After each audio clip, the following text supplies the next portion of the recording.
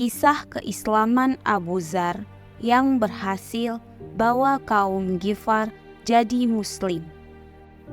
Abu Dzar radhiyallahu anhu adalah sahabat Rasulullah sallallahu alaihi wasallam yang termasuk golongan pertama memeluk Islam, sebagaimana dijelaskan dalam sebuah riwayat. Ia sosok yang meyakini bahwa Allah Subhanahu wa Ta'ala adalah Tuhan yang Maha Esa dan Nabi Muhammad sallallahu alaihi wasallam adalah utusan Allah Subhanahu wa Ta'ala. Imam Al-Baihaqi meriwayatkan dari Imam Al-Hakim dengan sanadnya dari Abu Dzar radhiyallahu anhu berkata, "Aku adalah orang keempat yang masuk Islam. Sebelumku telah masuk Islam 3 orang, dan aku yang keempat. Aku mendatangi Rasulullah sallallahu alaihi wasallam seraya mengucapkan, 'Assalamualaikum wahai Rasulullah. Aku bersaksi bahwa tiada Tuhan selain Allah dan Muhammad utusan Allah.' Pada waktu itu, aku menyaksikan keceriaan pada raut muka Rasulullah sallallahu alaihi wasallam." Kisah masuk Islam Abu Dzar radhiyallahu anhu dijelaskan secara detail dalam Sahih Sirah Nabawiyah karya Ibnu Katsir yang diterjemahkan oleh Muhammad Nasiruddin Al-Albani.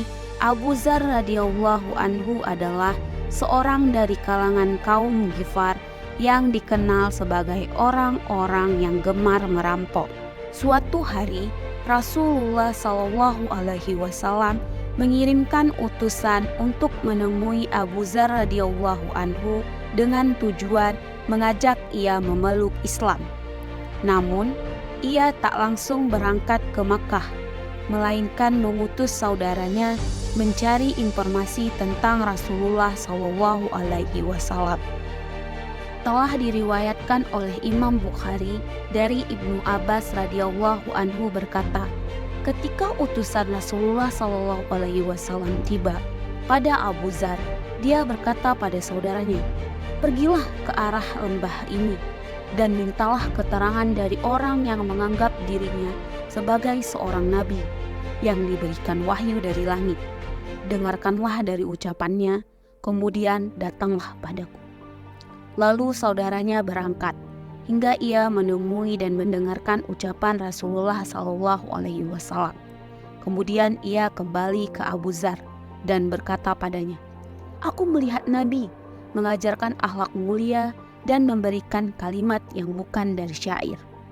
Abu Dzar radhiyallahu anhu ternyata tidak puas dengan laporan ini dari saudaranya. Ia penasaran dan berangkat sendiri ke Mekah. Abu Dzar radhiyallahu anhu berkata, "Apa yang kamu berikan tidak membuatku puas." Lalu dia menyiapkan perbekalan dan menuangkan air pada bezana minumannya dan pergi ke Mekah. Abu Dzar mencari keberadaan Rasulullah Shallallahu Alaihi Wasallam.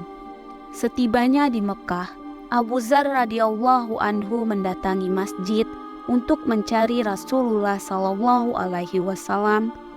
Padahal saat itu dia tidak mengenalnya dan enggan menanyakannya. Hingga pada suatu malam, Ali bin Abi Thalib radhiyallahu anhu melihatnya dan tahu bahwa dia itu orang asing. Lalu Ali radhiyallahu anhu mengikutinya. Keduanya tidak saling berbicara. Hal ini terjadi selama 3 hari berturut-turut. Abu Dzar radhiyallahu anhu belum juga menemukan keberadaan Rasulullah Shallallahu Alaihi Wasallam. Di hari ketiga, Ali bin Abi Thalib radhiyallahu anhu bertanya, "Tidakkah engkau ceritakan padaku apa yang mendorong kedatanganmu?" Abu Dzar radhiyallahu anhu berkata, "Jika kamu memberiku janji untuk membantuku, maka aku akan melakukannya." Lalu ia melakukannya dan menceritakan maksud kedatangannya kepada Ali.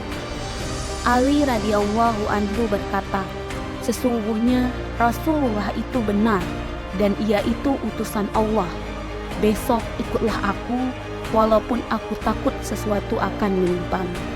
Abu Dzar radhiyallahu anhu berkata, "Demi zat yang jiwaku berada di tangannya, sesungguhnya aku ingin berteriak di tengah-tengah mereka." Kemudian ia keluar lalu mendatangi masjid dan menyeru dengan suara yang nyaring, "Aku bersaksi bahwa tiada Tuhan selain Allah dan Muhammad adalah utusan Allah." Kemudian kaumnya bangkit karena marah dan memukuli hingga dia terkapar. Abu Dzar radhiyallahu anhu mendapatkan siksaan dari para penduduk kaum kafir Quraisy. Meskipun demikian, Abu Dzar radhiyallahu anhu terus mengulangi perbuatannya hingga penduduk Mekah akhirnya berhenti menyiksa karena mengetahui bahwa Abu Dzar radhiyallahu anhu keturunan dari suku Ghifar. Dengan tubuh yang berlumuran darah, Abu Dzar radhiyallahu anhu mendatangi sumur Zam-Zam untuk meminum airnya dan membersihkan darah yang melekat pada tubuhnya, kemudian memasuki Ka'bah. Abu Dzar radhiyallahu anhu tinggal di Mekah tanpa perbekalan apapun. Ia setiap hari hanya mengonsumsi air Zam-Zam. Meskipun demikian, ia tidak merasakan lemah ataupun kelaparan. Pertemuan Abu Dzar dengan Rasulullah Shallallahu Alaihi Wasallam. Selama 30 hari, Abu Dzar radhiyallahu anhu bertahan di Mekah demi menunggu Rasulullah Shallallahu Alaihi Wasallam. Sampai pada akhirnya Rasulullah Shallallahu Alaihi Wasallam bersama Abu Bakar radhiyallahu anhu mendatangi Ka'bah untuk tawaf dan sholat. Abu Dzar radhiyallahu anhu berkata, "Lalu aku mendatanginya. Aku merupakan orang yang pertama memberikan penghormatan dengan penghormatan ahli Islam." Rasulullah Shallallahu Alaihi Wasallam menjawab, "Alaikassalam warahmatullah. Siapa kamu?" Aku menjawab, "Aku berasal dari Ghifar." Rasulullah Shallallahu Alaihi Wasallam berkata, "Kapan kamu berada di sini?" Abu Dzar radhiyallahu anhu menjawab, "Aku berada di sini sejak 30 hari yang lalu." Rasulullah Shallallahu Alaihi Wasallam bertanya, "Siapa yang memberimu makan?" Abu Dzar radhiyallahu anhu menjawab, "Aku tidak mempunyai sesuatu pun selain air Zam-Zam. Namun, aku tetap gemuk hingga perutku membesar dan tidak merasakan letih dan lemah akibat lapar." Rasulullah Shallallahu Alaihi Wasallam bersabda, "Sesungguhnya itu merupakan berkah dan itu adalah makanan yang paling berharga." Setelah pertemuan tersebut, Abu Dzar radhiyallahu anhu disambut dan diterima dengan baik. Abu Bakar berkata, "Izinkanlah aku, wahai Rasulullah, untuk menanggung makan malamnya."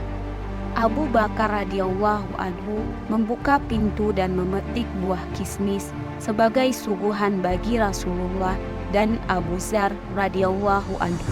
Abu Dzar radhiyallahu anhu berkata, "Sesungguhnya ini makanan yang paling pertama aku makan."